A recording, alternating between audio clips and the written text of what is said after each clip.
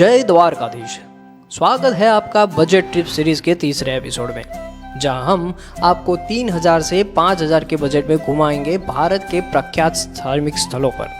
तो चलिए चलते हैं द्वारका यात्रा पर। इस वीडियो में हम आपको अहमदाबाद से द्वारका कैसे पहुंचे, कहां रुके, कब कहां दर्शन खुले रहते हैं, कौन से स्थल पर आप घूमने जा सकते हैं, बजट कितना होगा, उसकी पूरी जानकारी देंगे।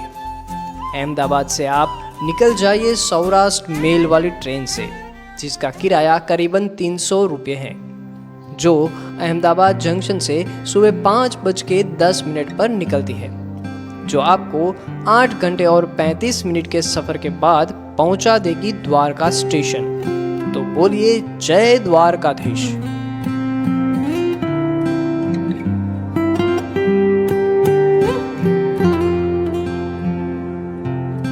अब आप द्वारका पहुंच के एक अच्छी सी धर्मशाला में रुक जाइए, जिसकी बुकिंग आप यात्राधाम.org के माध्यम से कर सकते हैं।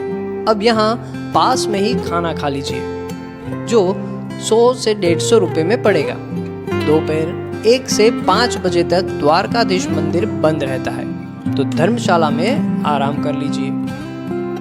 अब शाम को 4 बजे निकल जाइए गोमती घाट की ओर। विष्णु पुराण के संदर्भों से पता चलता है कि द्वारका सुंदर उद्यानों, खाइयों, तालाब और महलों का शहर है। हालांकि माना जाता है कि भगवान कृष्ण की मृत्यु के बाद यह शहर समुद्र में डूब गया था, जिसके अवशेष आज भी समुद्र में है। द्वारका नगरी के नज़ारों का आनंद लेते हुए जाइए सुदामा सेतु ब्रिज पर। यहाँ से जाइए पंचनद तीर्थ, जिसके लिए आपको बोट से जाना होगा, जिसका किराया करीबन 100 रुपये है। अब जाना है पंचनद तीर्थ, जहाँ पर पांडवों के नाम के 5 अलग कुंड हैं, जिसमें 5 अलग नदियों का जल है। सबसे ज्यादा आश्चर्य की बात यह है कि अरब सागर के पास होकर भी इन सभी कुंड का जल मीठा है और इनका जल स्तर कभी कम नहीं होता। अब यहीं पर पास में ही आप लक्ष्मी नारायण मंदिर के भी दर्शन कर लीजिए। यहाँ पर थोड़ा समय बिताने के बाद रिक्शा करके पहुँच जाए रुक्मणी देवी मंदिर में दर्शन करने, जो यहाँ से 2 से 2.5 किलोमीटर की दूरी पर है।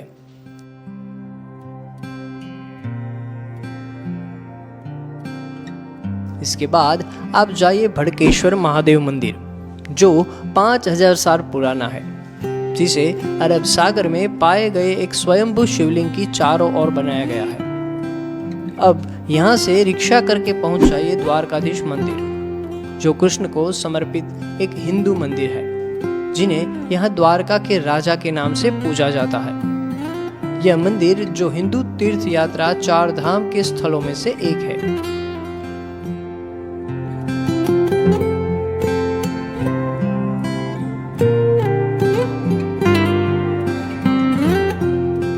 स्तंभों पर टिकी 5 मंजिला इमारत का मुख्य मंदिर जगत मंदिर या निज मंदिर के नाम से जाना जाता है। यहाँ 7:30 बजे होने वाली संध्या आरती का आनंद लीजिए।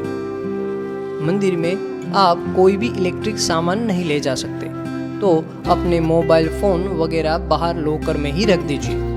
दर्शन करने के बाद मंदिर के पीछे के द्वार के पास आपको भोजन प्रसादालय मिल जाएगा, जहां दोपहर और शाम का खाना सिर्फ 30 रुपये में घर जैसा खाना मिल जाएगा।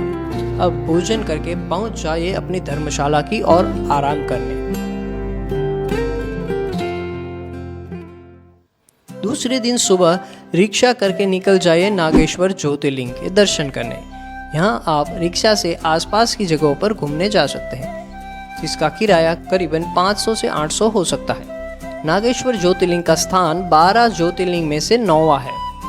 मंदिर के दर्शन सुबह 6:30 बजे से खुल जाते हैं और दोपहर 1 बजे तक खुले रहते हैं।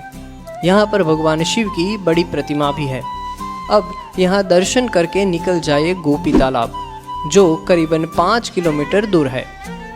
यहाँ पर थोड़ा समय बिता के आप जाइए बेट द्वारका, जिसके लिए आपको ओखा जाना होगा, जो गोपी तालाब से करीबन 20 किलोमीटर की दूरी पर है।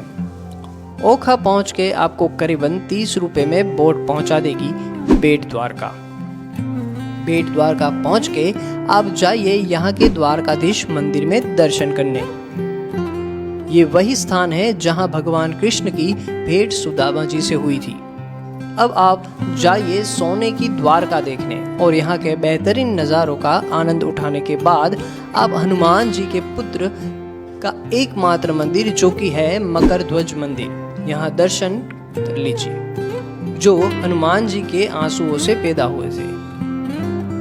यहाँ दर्शन करने के बाद पास में ही आपको भोजन की सुविधा मिल जाएगी, जिसमें करीबन 100 से 150 रुपये लगेंगे। अब वापिस बोट की मदद से लौट आइए ओखा। यहाँ पर रास्ते में आई श्री मोगल माँ का मंदिर भी आएगा, जहाँ भीमराना करके गांव में उनका जन्म हुआ था।